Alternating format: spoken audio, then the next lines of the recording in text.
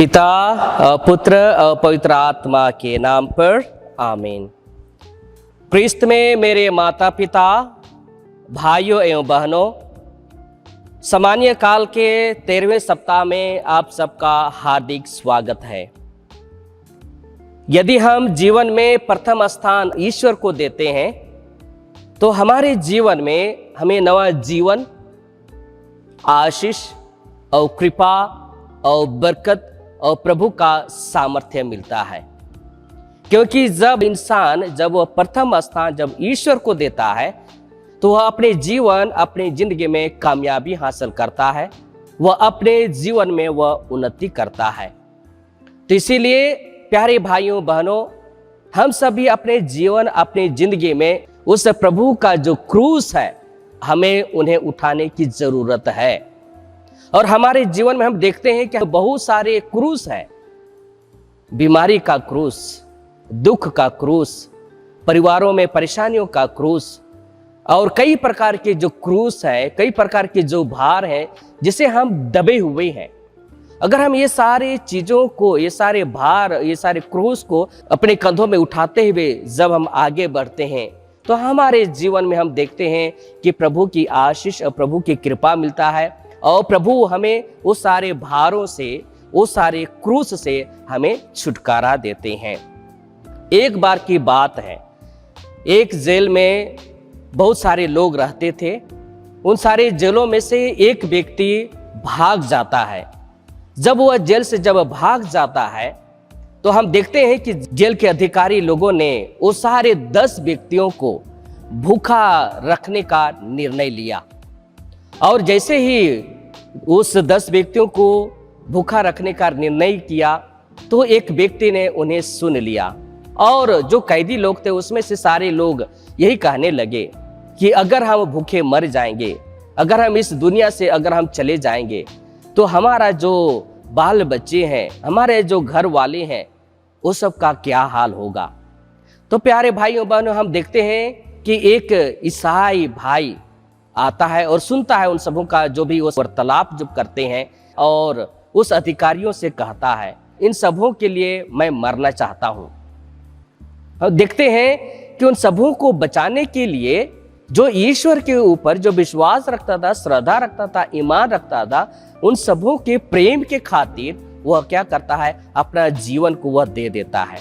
और वह व्यक्ति उन सबों को बचाने के लिए वह अपना जान दे देता है, वह शहीद हो जाता है, और वो सारे 10 व्यक्ति, वो सारे लोग बच जाते हैं।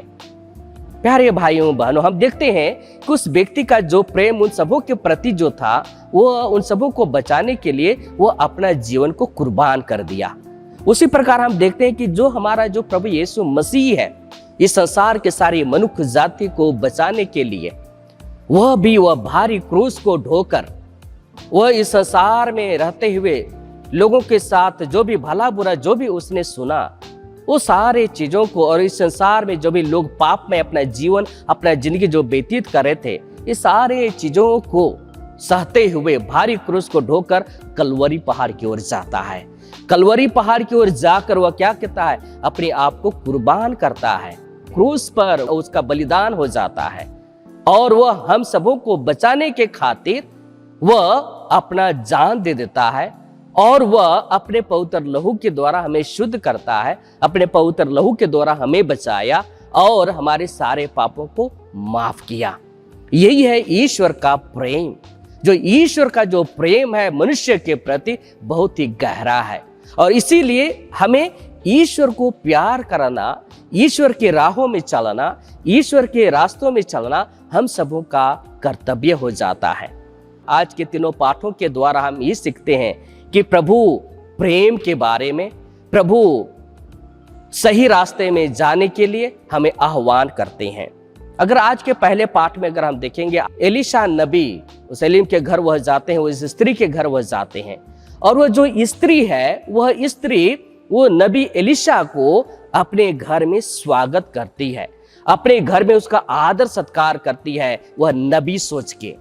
और जैसे ही उसका आदर सत्कार करती है और उनके लिए एक कमरा भी वह देती है, जैसे वह देती है, हम देखते हैं कि उस स्त्री का जो प्यार था उस नबी के प्रति, ईश्वर उस स्त्री के ऊपर वह दया करता है।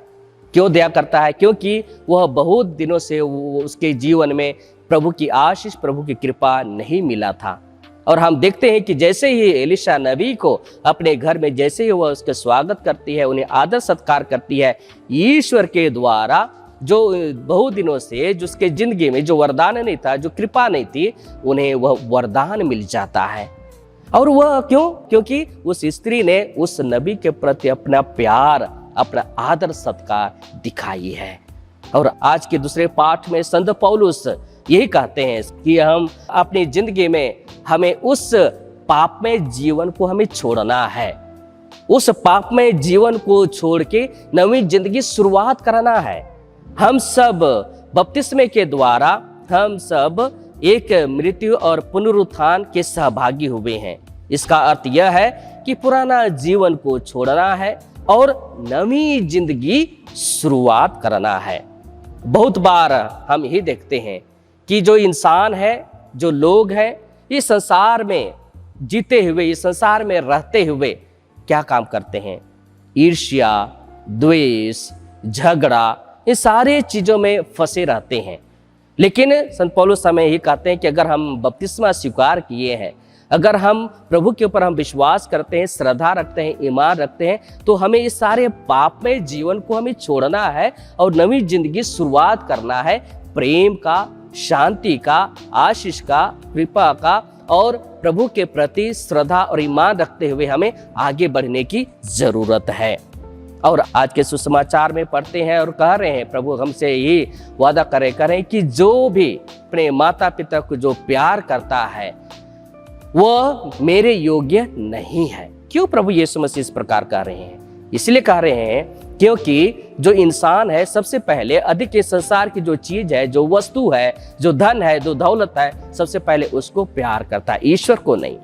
तो इसीलिए प्रभु हमसे कह रहे हैं कि अगर सबसे पहले हमें ईश्वर को हमें प्यार करना है, ईश्वर के राहों में चलना है, ईश्वर के रास्तों में चलना है, तब हम देखेंगे कि हमारे जीवन में हमें प्रेम करने के लिए शक्ति मिलेगा, हमें एक दूसरे का आदर सत्कार करने के लिए, हमें एक दूसरे का मदद करने के लिए, एक दूसरे का जो दुख है, सुख है, उसमें सहभागी होने में हमें प्रभु क्या करते हैं? हमें मदद करते हैं।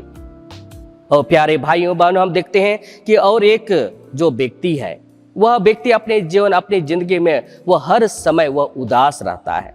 वह हर समय अपने जीवन, अपनी जिंदगी में वह परेशान रहता है और वह शिकायत करते रहता है। कभी गांव में शिकायत करता है, कभी कहाँ तो कभी कहाँ। तो वह ईश्वर के ऊपर भी शिकायत करता है कि प्रभु मुझे आपने जीवन दिया, ये सारे दुख है, ये सारे तकलीफ है, क्यों मुझे ही मिला है? क्यों मैं ये सारी चीज़ों को मैं सामना करूं? तो हम देखते हैं कि ईश्वर उन्हें एक कमरे में ले जाता है। जब ईश्वर उन्हें एक कमरे में जब ले जाता है तो उन्हें दिखाता है कि जो इसमें से जो क्रूस जो आपको पसंद है, आप उन्हें उठा लो। व्यक्ति जैसे वह उस कमरे में जाता है तो देखता है जो सबसे छोटा है उन्हें उठाने के लिए कोशिश करता है, उन्हें उठाता है, अपने कंधों में लाता है। लेकिन वो दिखने में छोटा था, लेकिन जो भार था वो बहुत ज़्यादा था। और उसी प्रकार एक उठाता है, दूसरे को उठाता है, तीसरे को उठाता है, और उसी प्रकार उठाते हुए लास्ट में वह चला जाता है एक क्रूस को उठाने के लिए, जो एक कोने में पड़ा हुआ था। उन्हें उठाता है। जब उन्हें उठाता है उसमें देखता है उसमें कांटे हैं और वह छोटा है और कोई नहीं उन्हें उठाया। लेकिन जब उठाता है वो इतना भारी हो जाता है कि उन्हें उठाने के लिए मुश्किल हो जाता है। प्यारे भाइयों बहनों, हम भी अपने जीवन, अपनी जिंदगी कई बार इसी प्रकार हम शिकायत करते रहते हैं कि ये अच्छा नहीं है, वो बुरा है, वो आदमी अच्छा नहीं है, ईश्वर मेरे लिए कुछ नहीं करता है। हर समय हम क्या करते रहते हैं? शिकायत करते रहते हैं। प्यारे भाइयों बहनों, इस सारी चीज़ों को हम अपने जीवन में, हमें जो दुख है, जो तकलीफ, जो परेशानियां हैं, जो पीड़ा है, इन सारी चीज़ों को अपने जीवन जिंदगी में हमें धारण करने की ज़रूरत है, सहन करने की ज़रूरत है। तभी हम अपने जीवन, अपनी ज़िंदगी में हम आगे बढ़ सकते हैं, हम उन्नति कर सकते हैं और अपनी ज़िंदगी में हम सब कामयाबी हासिल कर सकते हैं। तो आइए आज हम ईश्वर के उपदेशों का पालन करते हुए उसकी शिक्षाओं पर चलकर उसको अधिक प्यार करना और अपने जीवन में धन्य बनाने की कोशिश करें। आइए हम सब ईश्वर को हमारे माता पिता, भाई बहन और संगी संबंधियों से अधिक प्यार करें और अपने दैनिक जीवन में क्रूस उठाकर ईश्वर का अनुसरण करें। अगर हम सब दुनिया में यीशु के लिए क्रूस जब हम ढोते हैं तो हम निश्चय ही यीशु के साथ अनंत सुख प्राप्त करेंगे और उसकी महिमा के सहभागी और उसकी महिमा में भागीदारी हो सकते हैं। आमीन। पिता, पुत्र और पवित्र आत्मा के नाम पर आमीन।